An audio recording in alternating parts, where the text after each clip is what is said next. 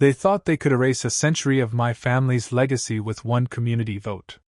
The bulldozers rolled in before dawn, flattening the old maple grove my grandfather planted with his bare hands. They installed a plastic welcome sign by noon.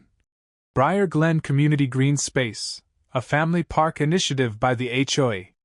Just like that, they'd taken 2 acres of my private land without a word, acting like it had always belonged to them. The HOA board claimed it was for the good of the neighborhood. A peaceful public park. A place for kids and dogs and Sunday picnics. But I knew better.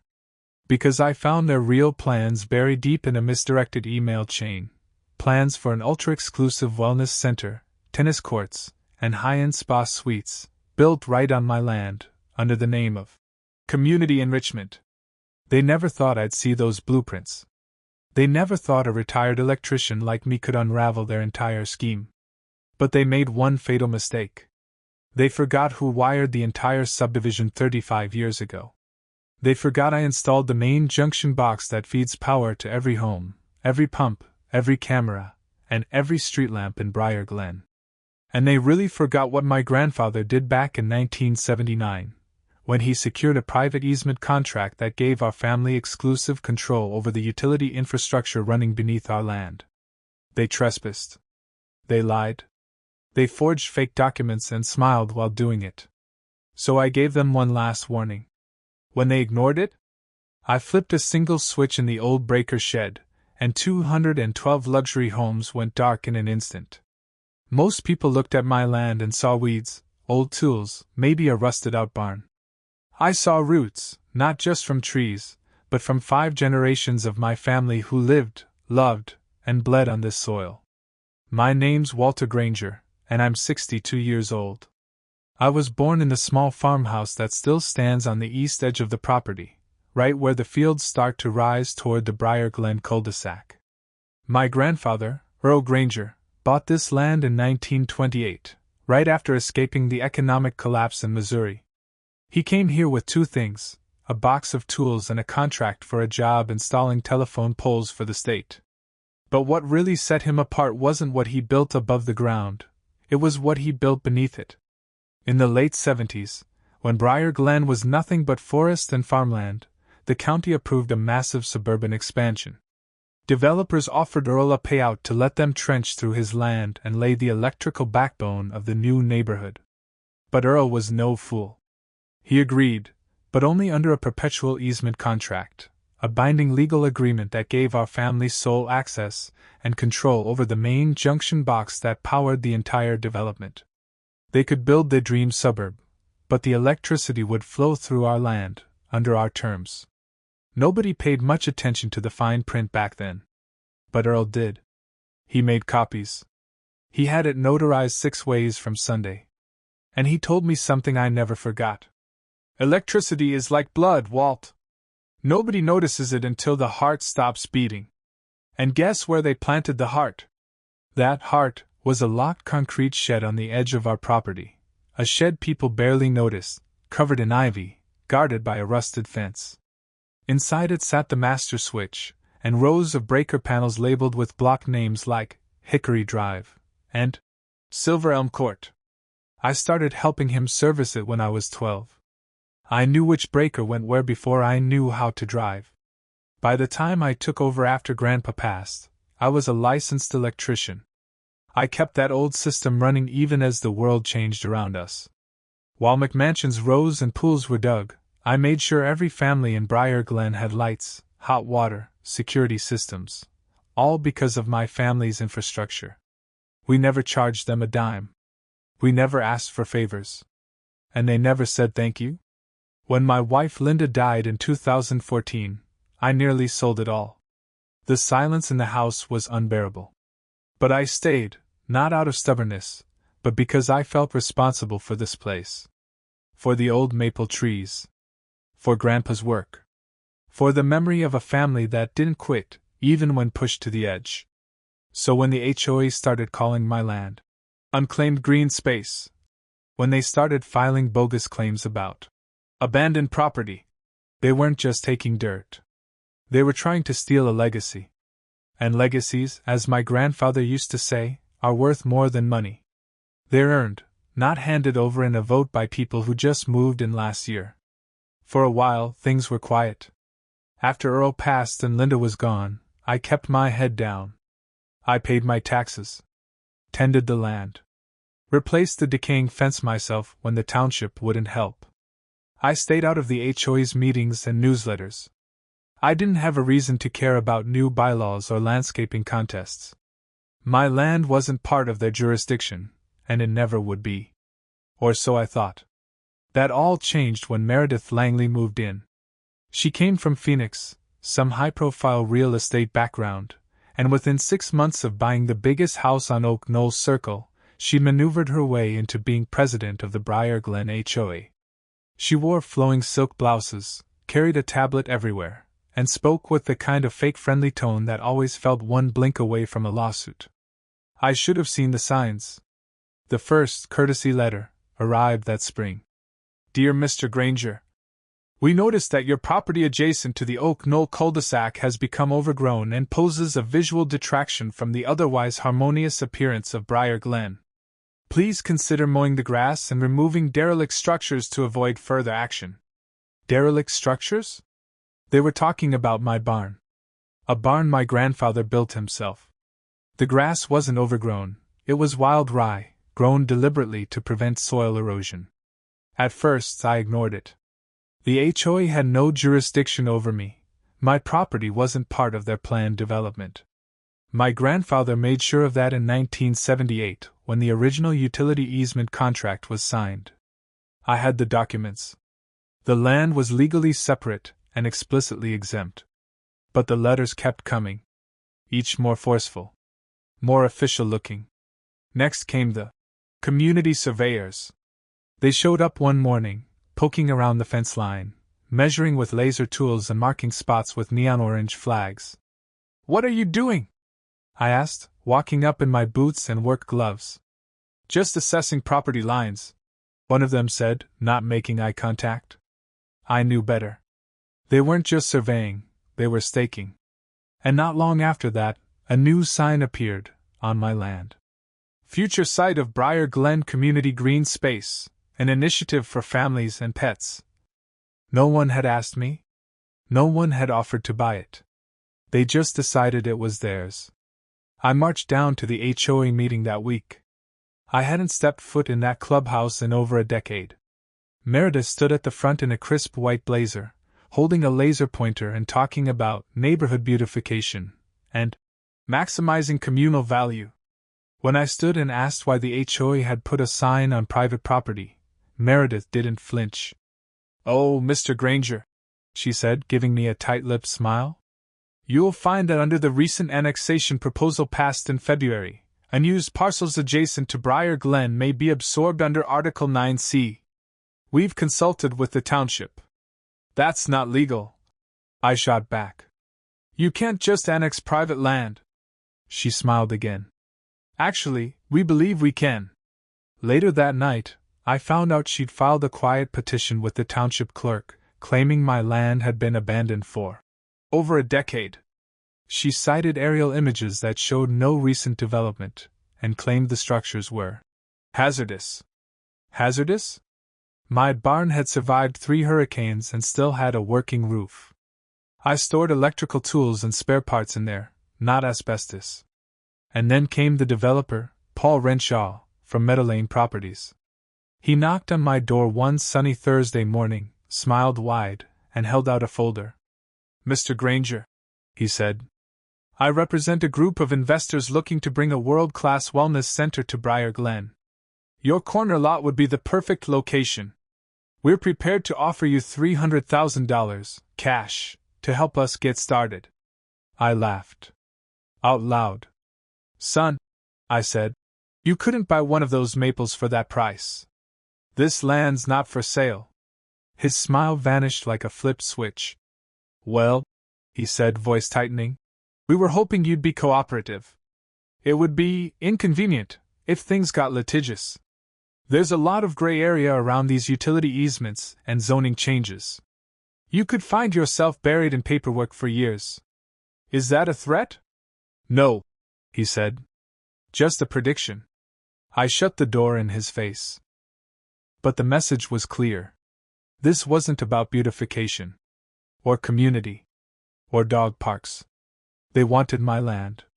They wanted to replace my barn with spas and yoga domes and whatever else they thought suburban bliss meant. And they didn't care if they had to lie, cheat, or steal to get it. But what they didn't know, or didn't bother to research, was that my family had spent decades preparing for snakes like them. And I was about to remind them. The quiet old man at the edge of the neighborhood. He had teeth. It started with a rumble. I woke up before sunrise to the sound of engines, heavy, low, and grinding. Not a car. Not a lawnmower. Something bigger. Something wrong. I threw on my boots, grabbed my jacket, and stepped outside into the pale gray morning. And there they were. 2 yellow bulldozers, idling just beyond my fence. Men in hard hats stood around, sipping coffee like it was any other day. An unmarked white truck sat on the shoulder, and in front of it, Meredith Langley stood with a clipboard, tapping her pen impatiently. They hadn't even bothered to knock. I marched down the gravel path, heart pounding. "This is private property," I shouted over the roar of the engines. Meredith looked up, all smiles. "Good morning, Mr. Granger. We're proceeding with the land improvement plan today. You'll be pleased to know it includes tree removal and foundation clearing. Shut those machines off right now." She didn't. Instead, she nodded toward a man in a suit standing beside her. He stepped forward, handing me a folder. "Mr. Granger, this is a notice of seizure under Township Resolution 43B, he said. "It states that this land is now part of a designated community use zone due to prolonged neglect and safety concerns." "This is garbage," I said, flipping through the pages. "These signatures are fake. This resolution doesn't even apply to private land." "That's a matter for the courts," he replied. "But in the meantime, the HOA is proceeding under Emergency Development Authority." I turned to the bulldozer operator, waving my arms. "You touch that barn, and you'll be paying for it with your job." The man looked at Meredith, then started moving forward anyway. I sprinted to the fence. "Stop! That barn is over 90 years old. My grandfather built it himself." But they didn't care. The first machine rolled over the wild rye, flattening the grain with a crunch like bones. Then it lowered its blade and plowed into the barn wall, splintering the wood like it was nothing. I felt it like a punch to the gut. That barn held everything: my grandfather's old workbench, his tools, my wiring blueprints, old family photos, and the copper grounding rods I'd salvaged for repairs. I had spent countless winters inside it, fixing engines, organizing parts, passing on knowledge to my nephew when he visited in the summers. Gone. Just like that. I stepped toward the machine again, but a sheriff's deputy grabbed my arm. "Easy now," he said. "Step back, Mr. Granger. Are you kidding me? This is my land." The badge said Deputy Roland Kent, Meredith's cousin, I later learned. He tightened his grip as if I were the one trespassing. "If you interfere with the demolition," he warned, "you'll be arrested for obstruction." I looked around, wild-eyed. Martha Perkins, my neighbor from across the road, had come outside in her robe. So had Mr. Levy, the retired teacher. A few others watched in stunned silence as the barn caved in. Some filmed it on their phones. Others just stood there, confused and unsure whose side to take. I didn't resist. I didn't fight. But inside, something broke. Not just the walls of the barn, something older, deeper. A promise I'd made to my grandfather. A duty I'd inherited like a scar. When they finally drove off and left a flattened wreck where history used to stand, I just stood there in the dirt. My hands were shaking. My mouth was dry. That evening, I sat in the kitchen, staring at the folder Meredith had handed me. The papers were fakes. The signatures didn't match, the language was inconsistent, and the emergency resolution had never been filed with the township. They thought I wouldn't notice. They thought they could bulldoze the past and pave over the truth.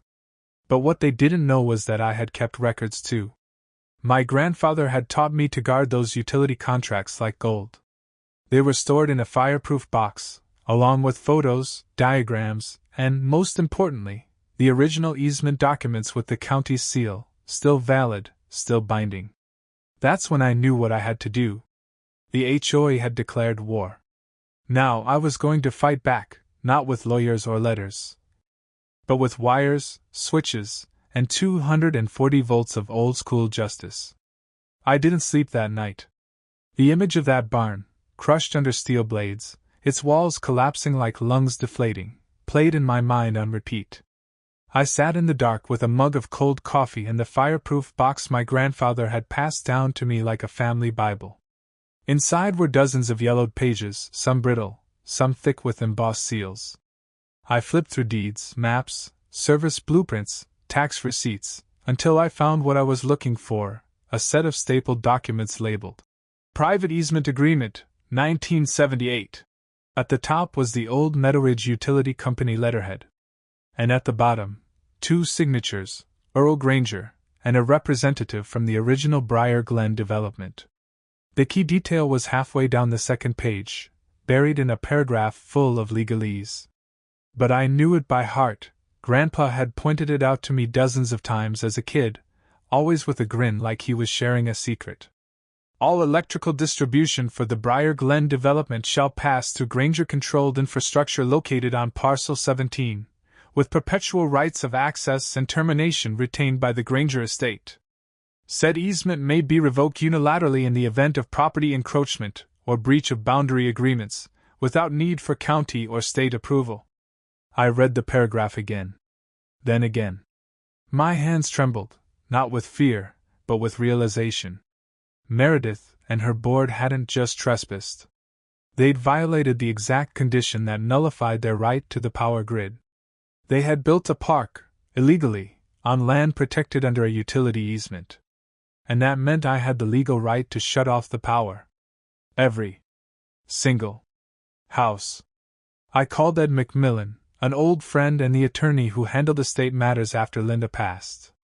I trusted him. He'd known my grandfather too. When I explained what happened and read him the clause, there was a long pause on the line. "Walt," he said slowly, this might actually work. If those documents are valid, and they look it, you'd be within your rights to terminate access. But you'll need to document the violations thoroughly and give notice. Make it airtight." So that's what I did. The next day, I walked the property line with a camcorder and a clipboard. I recorded everything: the sign, the bulldozer tracks, the trench they'd dug for the fake park foundation, even a pile of pink insulation where they'd started laying wiring for what I now knew was not a dog park, but a spa and clubhouse. That afternoon, Ed helped me draft a notice of termination of easement access, citing breach of agreement under the original utility contract. We sent it to the Briar Glen HOA's certified mail, return receipt requested. A copy went to the township. Another to the county utility office.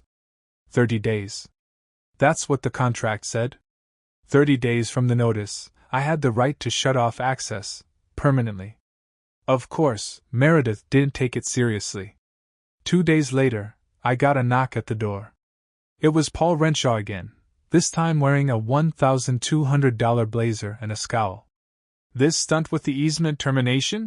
he said, walking right past me into my driveway. "It's not going to hold. You'll be in court for years. I'm prepared to wait. We'll get the township to override it. You can try. But this easement predates your development. Predates Briar Glen. Predates you." He stepped closer. "What do you want, Walt? Money? Recognition? A plaque with your granddaddy's name on it?" I stared him down. "I want my barn back. I want the land restored. I want a written apology. And I want the HOA nowhere near my fence again." Paul laughed. "You'll never get it. Then you'll be brushing your teeth in the dark," I replied. "Enjoy the silence when your alarm system dies." While the HOA scoffed, I prepared.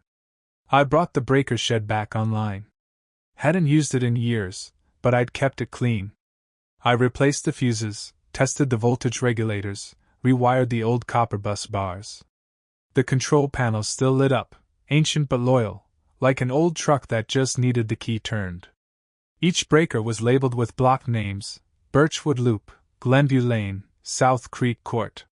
And right in the middle, Master Control.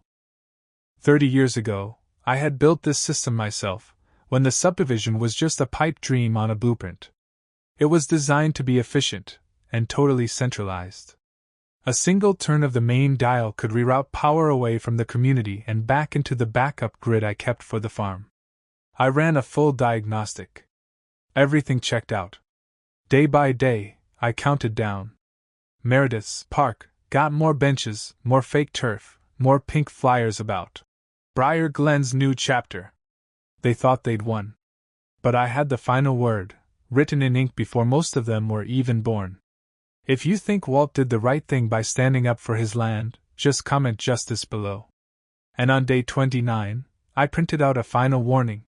One last offer to restore the land, repair the damage, and preserve access. I taped it to the HOA's clubhouse door with 3 nails. They didn't respond. Day 30 arrived like any other morning, except I wasn't drinking coffee. I was suiting up. I slipped on my old denim work shirt, the one with the stitch, Granger Electric, patch on the pocket. Tied my boots tight. Walked out to the breaker's shed with a copy of the easement agreement in one hand and a GoPro mounted on my shoulder, not for style, but for evidence. I wasn't doing this in secret. I wanted it all documented. Because when people woke up to a dead neighborhood, I knew they'd come looking for answers, and I wanted the truth recorded.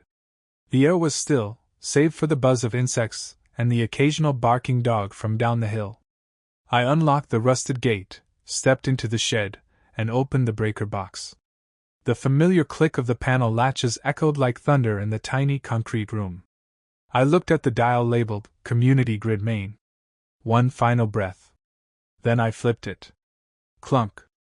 The breakers didn't hum. They didn't crackle. They just went silent. The effects weren't immediate. Electricity is a patient beast. It takes a moment for the void to settle. But by 9:15 a.m., the first calls came in. My neighbor 2 doors down, Ms. Ellis, walked outside with her cordless phone in one hand and a confused expression on her face. "My microwave just stopped mid-countdown," she said, staring at her porch light. A few kids trying to play video games started shouting from inside their homes. By 10 a.m., every garage door on Oak Knoll Circle was stuck halfway open. By 11 a.m., the sprinkler system sputtered and died. And by noon, the entire Briar Glen subdivision, all 212 homes, was in the dark. No AC. No Wi-Fi. No refrigerator hum. No hot water. People wandered outside, forming little clumps of concern and confusion. Phones still worked for now, but they wouldn't charge for long. And then the HOA emergency line lit up. I know this because I watched it happen from across the field. Meredith stormed out of the clubhouse with her phone to her ear, panic coloring her every movement. Her silk blouse was soaked in sweat. She gestured wildly at Paul Renshaw, who had just pulled up in a Tesla that would soon become a very expensive paperweight. I waited until 1 p.m. Then I walked right across the lawn, the one they called a public green space, and handed Meredith a second notice. This one was short. Just one sentence. Power will remain offline until the Granger easement is restored and the illegal structure is removed. She read it, blinked, then tore it in half in front of me. You've just committed a federal offense, she hissed, trying to maintain control. No, ma'am, I said calmly. You violated a private utility agreement and forfeited your right to service. I followed every legal protocol. This is a civil matter, one your HOA created when you forged those seizure papers. People were listening now. Residents were gathering, clutching phones and iced coffee cups now turning warm. Someone asked, "Wait, did she forge something?" Another voice. "Is that why the power's out?" Someone else. "What's going on with this guy's land? I thought it was a park." That last question cut the deepest, because it showed how little anyone had known. How well Meredith had spun her fiction. By late afternoon, local news vans began rolling in. I'd sent everything to the press that morning, a Dropbox link with scanned documents, videos, emails I'd obtained through Ed's Discovery filings, and even an old photo of me and my grandfather wiring the original breaker box in 1980. At 5:45 p.m., Channel 6 News went live outside the Briar Glen sign. What was supposed to be a peaceful neighborhood park has turned into a legal lightning rod. At the center of it all, a 62-year-old electrician defending his land and power rights against an aggressive HOA and shady developers. And tonight? 200 homes remain without power. By 7 p.m., the HOA emergency meeting was called. They held it at the clubhouse, which, ironically, had no lights, no air conditioning, and no working projector. Residents sat fanning themselves with brochures as Meredith stood at the front, sweat dripping down her neck, offering vague promises about resolving the matter soon. But the crowd had changed. They weren't angry at me anymore. They were angry at her. That night, I sat on the back porch, sipping sweet tea as the stars came out, brighter than I'd seen them in years. No artificial light to drown them out. I hadn't flipped the power off out of malice. I had flipped it off to protect what was mine, to force a conversation they'd refused to have. And it worked. Because now, the whole community was talking. Tomorrow, they'd come knocking, not with bulldozers, but with questions. And maybe, finally, with accountability. Be honest, would you have flipped the switch? Comment 1 for yes or 2 for no. Let's see where everyone stands. By sunrise the next day, Briar Glen was boiling, and not just from the heat. No one had slept well. Kids were cranky, parents were frazzled, and refrigerators had begun to leak puddles of defrosted disappointment across marble kitchen floors. It wasn't just an inconvenience anymore. It was a crisis. And suddenly, everyone wanted answers, real ones. I didn't have to do a thing. The neighborhood did it for me. A small group of residents, led by Jim Tolbert, a retired firefighter who had lived on South Creek since it was just a dirt road, organized an emergency gathering right there on the clubhouse lawn. No HOA board. No agenda. Just neighbors talking to neighbors. I showed up, not to defend myself, but because Jim asked me to. He handed me a portable mic with a battery pack someone had charged at a gas station. "Walt," he said, "we've heard a lot of rumors. But I want to hear your side. Tell us what really happened." So I did. I kept it simple. I told them how my grandfather had built the utility infrastructure, how we held the legal easement, how the HOA had tried to claim my land under false pretenses, and how their so-called park was a cover for a private development deal with spa facilities and tennis courts, brokered behind closed doors. Then I held up the photos, the ones I'd shared with the press. The bulldozers on my lawn. The forged seizure papers. The HOA meeting notes where Meredith had described my barn as collateral damage. Gasps rippled through the crowd. Phones came out. Pictures were taken. A man in a baseball cap muttered, "This is criminal." I paused. "I'm not here to ruin anyone's life," I said, voice steady.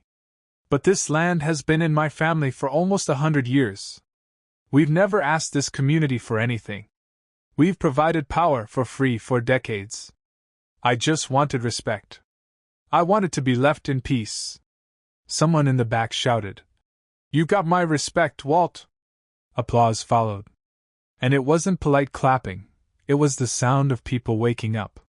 Waking up to the fact that their HOA, their elected board, their shiny newsletters and community initiatives, had all been manipulated to serve someone else's ambition.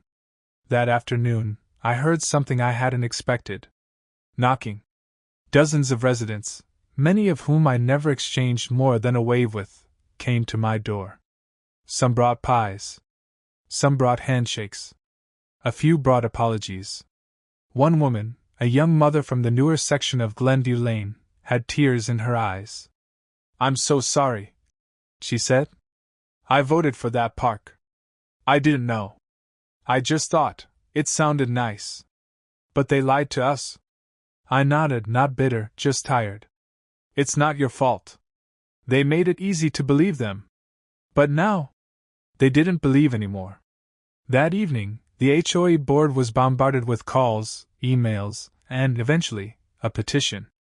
Jim Tolbert and a team of residents drafted it right there on the lawn. It demanded immediate resignation of Meredith Langley and her board members, restoration of the Granger easement and property, a formal apology delivered in writing and public meeting, and the installation of an independent oversight committee for future HOA actions. Within 24 hours, over 170 households signed. That's when Meredith finally cracked. She released a statement calling me hostile, disruptive, and dangerous, accusing me of endangering lives by cutting power. But no one bought it anymore. Not when their own power came from my infrastructure. Not when they'd seen the documents with their own eyes. She tried to spin it. But the truth had already made its rounds. And the more she talked, the worse it got. Should more people stand up to HOAs like Walt did? Just comment yes if you agree. By day 3 of the blackout, the town council scheduled an emergency mediation. But before it even began, a note was slipped under my door. It was anonymous. Written in clean, careful script. They tried to make you the villain, Mr. Granger. But it turns out you're the only one who still remembers what this neighborhood used to stand for. The mediation didn't last long. When I walked into the town hall, the room was packed. Residents lined the walls, some fanning themselves with HOA newsletters, others standing silently with arms crossed. Jim Tolbert sat near the front, flanked by 24 neighbors still wearing their "Restore the easement" buttons. Across from me sat Meredith, pale, stiff, and alone. The town attorney opened the meeting by reviewing the facts. The easement documents were valid. The HOA had knowingly encroached on protected property. The seizure papers? Fraudulent, bearing falsified signatures from a township official who'd retired 3 years ago. Then they played the video, the one where the bulldozer tore through my barn while I begged for them to stop. The room went quiet. Meredith shifted in her seat, looking smaller than I'd ever seen her. When the attorney finished, the township made their ruling.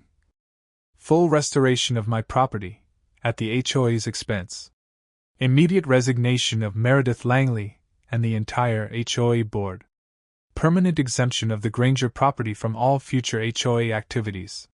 And perhaps most satisfying of all, a formal public apology.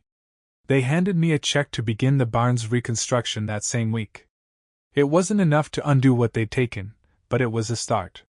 And that wasn't the end of it. The story hit the state news. A local assemblywoman contacted me personally to say she was drafting legislation to protect private utility easements from HOA overreach, using my case as the foundation. They were calling it the Granger provision. 2 months later, I stood in the same spot where the barn had been destroyed. But this time, it was different. The new beams were going up, cut from locally milled timber, just like Grandpa would have used. Dozens of volunteers from Briar Glen were there too, hammering, hauling, painting. Kids who used to walk by my field without a glance were now planting vegetable starters in raised beds. The same HOA members who once filed complaints were now organizing a Heritage Harvest Festival to celebrate the land's history. They didn't see the farm as an eyesore anymore.